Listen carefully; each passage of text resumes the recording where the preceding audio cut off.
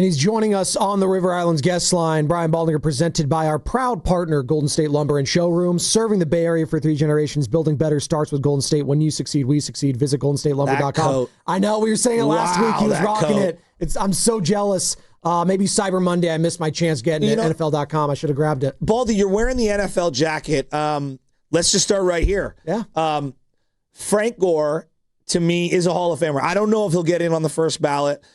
We talk so much about height, weight, speed, all these things at the combine, and what Frank Gore had, you literally could not test for at the combine. Heart, vision, guts, patience, cutbacks, the ability to understand formations and where the blitz was coming from and set up blocks. I mean, he's one of my favorite players of all time for all the things that I listed. What makes, to you, Frank Gore a Hall of Famer? Oh, sound? Unbelievable longevity. And then production, like major production. Not many guys can carry the ball as much as Frank did and hold up like he did. I remember I went out to their old facility in Santa Clara one time, and I was doing some off-season thing for the NFL Network, and they had a hill there. And Frank would carry this weight around his waist, and he would run this weight up the hill. So they said, why don't you work out with Frank, Baldy, and we'll film it, and we'll make us – I tried – I was old and broken, but I tried working out with Frank. Like, that guy was a warrior, man. He was a warrior. Like, and he just loved the game. Like, there wasn't enough games to play for Frank. He loved to play. And he was – everybody's teammate. The offensive line loved him. They picked him up off the ground. The defense loved him. Frank was a warrior. And I don't have any stats in front of me, guys. Like, I just know the number of carries, the years, the yards, the teams. Like, he just kept producing everywhere he went. In fact, last night I was watching Devin Singletary play. His nickname is Motor. So when Motor was drafted by the Buffalo Bills out of Florida Atlantic, Frank was with the Bills. And literally Frank took him in like his little brother. Like, and every time I see Devin Singletary, he always comes up to me. And because Frank introduced me to him. And he said, Baldy, this kid's going to be a really good player, man. Reminds me of myself. And, like, that's the kind of – like, he just wanted to bring the next group along. You know, he wanted to be that great teammate. He wanted the ball in his hands to go win the game.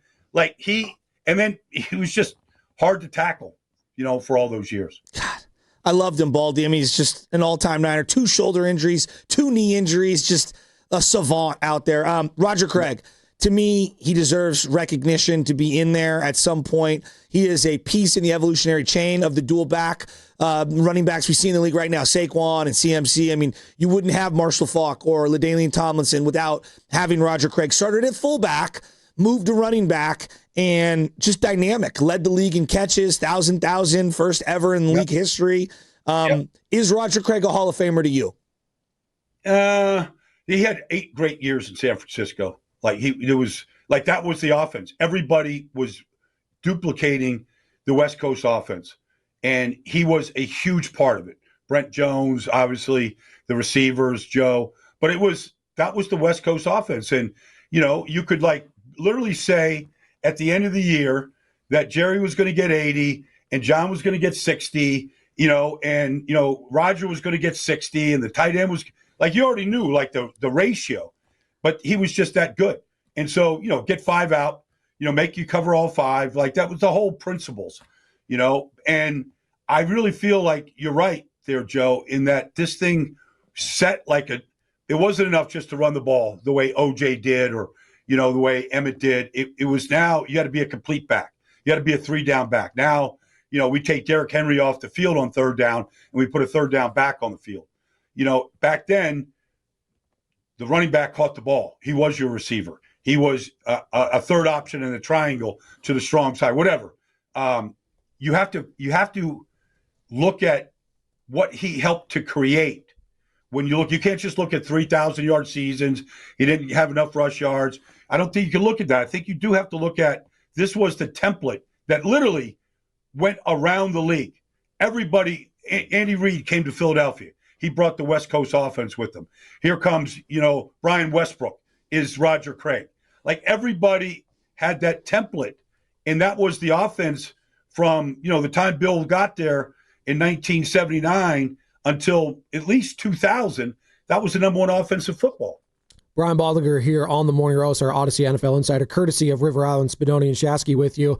And bringing it back to the game over in Cleveland a couple days ago, Baldy, we were talking about Brock Purdy's performance against Carolina and how awful it was, 3 picks in the first half. I thought he bounced back in a massive way in the elements. Obviously no rain, but that wind was gnarly. I know the box score is not going to indicate it. I thought that was his best game all year. Do you agree? Well, it's a very good defense. You go in there and you play error-free football the way he did. That's the first thing you're looking at.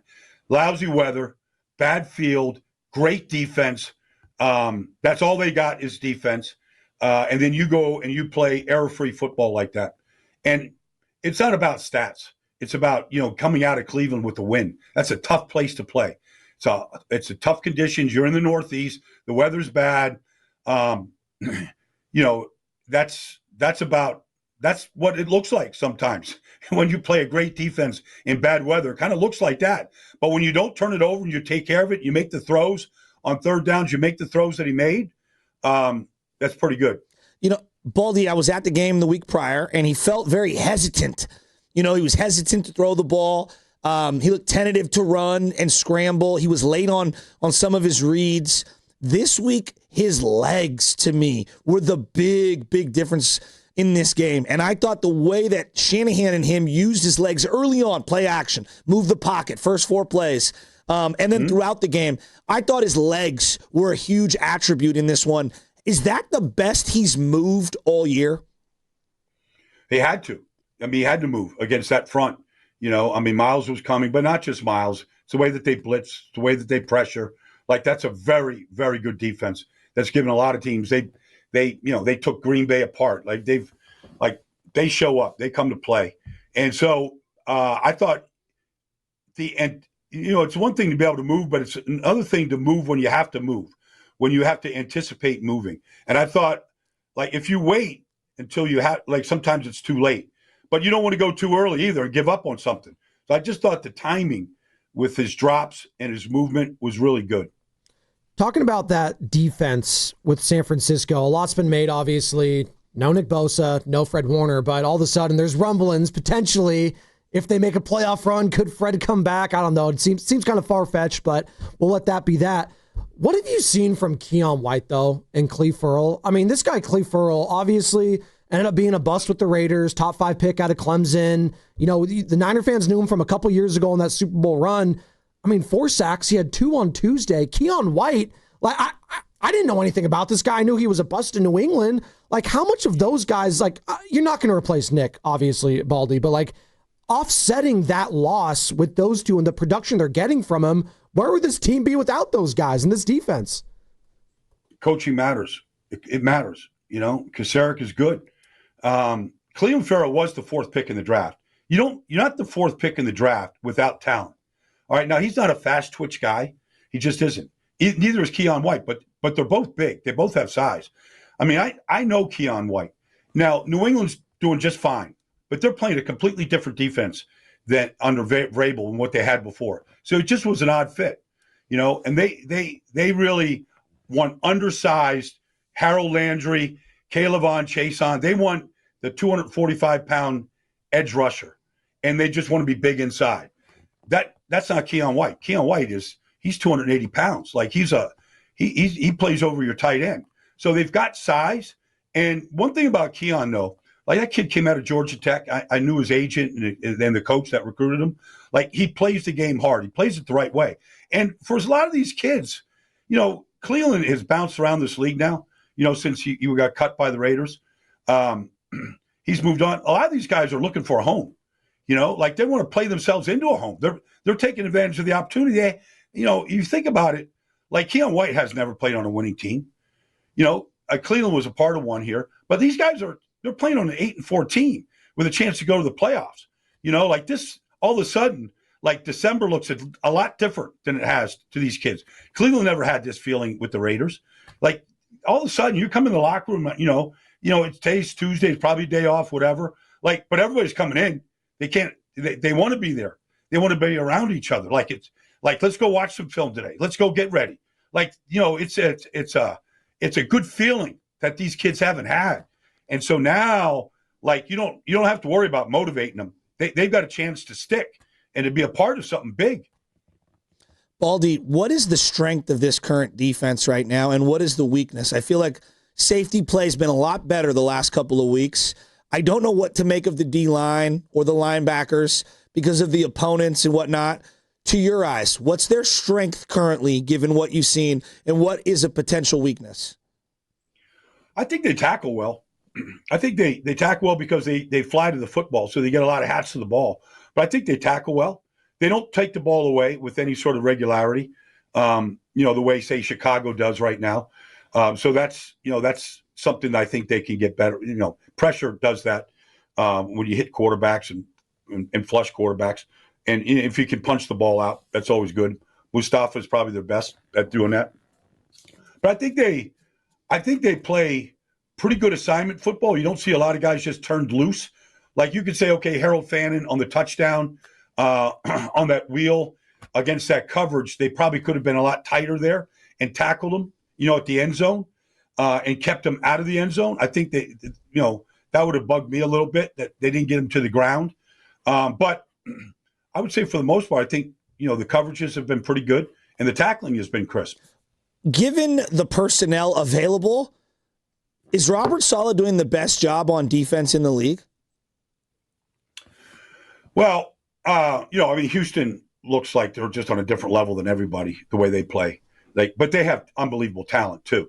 So considering the talent level and a lot of these guys that were just like Ferrell and, Keion and, a bunch of these guys, they weren't, I didn't know if they thought Robinson was going to play this year at linebacker. He's a third-team Mike linebacker. Considering where they're at in the depth department, you could say that Robert Saleh is the assistant coach of the year. Wow. That's crazy. Baldy, you look at the NFC standings. We're talking to Brian Baldinger, Odyssey NFL Insider. You got the Bears. On December 2nd, the Bears are the number one seed of the NFC. You got the Rams. You got the Eagles. Two tough losses for both of those teams. All of a sudden, and I know they're the 7th seed currently, we were talking about it on the show yesterday, Baldy. Niners have like a 5 or 10% chance to still be the number one overall seed. They have a bye this week. They get the Titans out of the bye. Obviously, they got a tough 3-game stretch. You got the Colts, you got the Bears, you got the Seahawks to wrap it up. The NFC is wide open. Yeah, it is wide open, but there's 5 games to play, so nothing's wrapped up. And so this is December football. You want to start stacking some wins right now. They're doing that. They're starting at the right time. They got a 3-game win streak with Tennessee coming to town. Like, they shouldn't fool around. They should do exactly what Jacksonville did to them. Like, just pace them. Like, let them know by the middle of the second quarter that this game is over and you're not coming back on us. Like, you just got to go finish the opponent, and then put your backups in the fourth quarter. But that's the mentality you got to have. Take care of business, because then you got to go to Indy, and then you got like 2 real playoff teams to finish the season with. But I would say that rest up, get as healthy as you possibly can right now. Enjoy a little bit of time, but not too much. I don't believe in taking vacations, and I don't know how long Kyle's going to give them off. But this is December. Like, you got all the time in the world to enjoy this off season in February. Right now, you're in a playoff push in a tough division that's up for grabs, that can still be won. Like, it should be all about football. Like, I wouldn't go very far. Like, get off your feet for a few days, but I'd be in my book, I'd be in the film, I'd be looking ahead, to the next opponent. Like, I'd be all into it. Baldy, I was watching over the weekend, and it's Trent Williams lining up against Myles Garrett, and I was thinking about Brian Baldinger, what he dreams about when he goes to sleep. It's these kinds of matchups. An all-time gladiator on one side and a guy in his prime who's as good as they come on the defensive line. How rare is that matchup where you just get mano-a-mano over and over? I know Myles moved around on that defensive line. And then B, just as a fan of the game, How'd that go for both guys? Who won? Well, Myles got the sack. The sack was something nobody in the history of this, maybe Bruce Smith in his prime could have done that move. Like, it's a Euro step. It's a Manu Ginobili Euro step. Luka Doncic. Right? Like, yeah. But, like, that's the biggest. I've never seen Myles actually do that. Like, I'd love to talk to him about what he saw, because when he jumped off his right foot, like, Trent he can still dance with the best of them. Like, he went from outside shoulder of Trent to the inside shoulder and just jumped right by him. Like, and honestly, like, Trent usually can get his hands on somebody, recover, whatever. I've never seen that. First of all, I've never seen that move from anybody. Like, that's crazy. And then to do it as fast as he did it, and that spot was unreal, because they're coming to chip him. And that's why I think he went inside. Like, he's going to avoid the chip with this crossover, this Euro step dribble of his. But it was a good matchup. Trent has got all of the they have this old saying I love. It says that the problem with experience is by the time you get enough of it, you're too old to enjoy it. Well, Trent can still enjoy it. He can still, from his experience, he still knows how to kind of tie a guy up, use his hands, pull his hands off so it's not holding. He just still knows how to just play in order to get his job done in the most efficient manner possible. He's not out there wrestling with these guys and putting them into the dirt anymore, but he knows how to do his job with the least amount with the most amount of efficiency. All right, so like, I'll probably do a breakdown today on just the head-to-head matchup, because there was some chips and there was some slides, but when it was just pure one-on-one, there was probably like maybe 8 plays. So I might just pull those 8 plays and just show the world, like, these 2 first ballot Hall of Famers, they went out. I remember when I was, when I got into this business, I remember Randy White was the premier defensive tackle in football, and the Cowboys went up to Foxborough to play the Patriots, and John Hanna was the all-world defensive tackle or offensive guard, and it was Hanna against Randy White. And it was just like, okay, get the popcorn ready. This is just going to be a bloodbath. Like, let's just see the best guard and the best tackle in football go at it. And you're right. You just don't get matchups like that very often. Baldy, when I was watching this game, it felt like Cleveland's gaining all the momentum. There's like 40 seconds left in the half, in the second quarter. And third down comes around, and Pearsall runs a little like in and out. It's probably the only real big play that he had in this game. Brock hits him. Then he hits Juwan Jennings on a slant. Yep. And then they just throw I thought it was a perfectly thrown ball to George Kittle, and Kittle made an unbelievable catch. The degree of difficulty, falling down, only he's going to catch it. Given the time left on the clock, they only got the one timeout. It was just such a clutch moment. Their passing game right now, are they underutilizing George Kittle and Ricky Pearsall, or is it just doing what they have to do to win?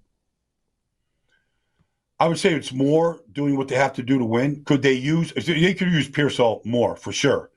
What's going on there? Coming out of the bye, like I would think coming out of the bye, they'll start calling plays for him, shallow crosses, things like, just get him on the move. Not that they run a lot of that, but you could definitely go to George more often than they do.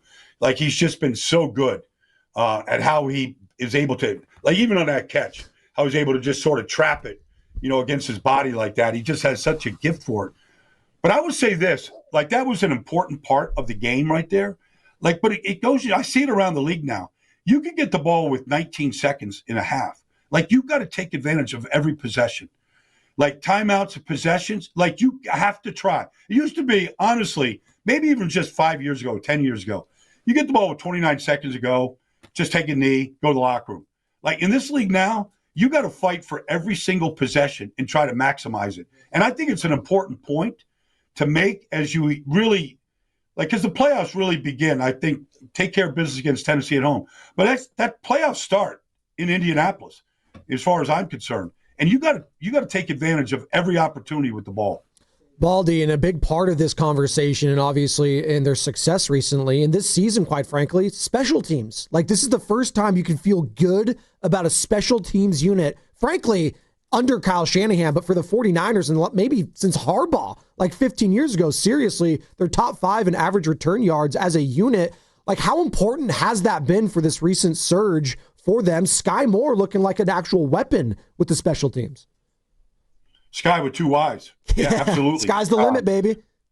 That's it, man. No, look, they got you got to have it. You saw what Marcus Jones did for the Patriots last night. He goes 94 yards. Why are you fielding the ball at the 6-yard line? Well, they doubled both gunners, and he had a nice little runway to get going, and he took it 94 yards. Like these games can come down to, like, the Jets won on special teams on Sunday against Atlanta. They didn't play very well, but they won on special teams. I say this all the time. I've said it on your show many times. You want to win 2 games because of special teams, but you definitely don't want to lose 2 games the way the 49ers had in the past. And so it looks like they got themselves a kicking game now. They got a returner. Like, this is going to be an important part of this team, going into December here. I look at this team. They're 9-4. They got the bye week this late in the season, which is the latest ever for the 49ers. I didn't even know, Joe, the bye week went into December, to be honest with you. Isn't it insane? I just looked at the schedule and just realized it. Well, so I guess my question now is, like, how does that benefit them with this big push now toward the end of the year?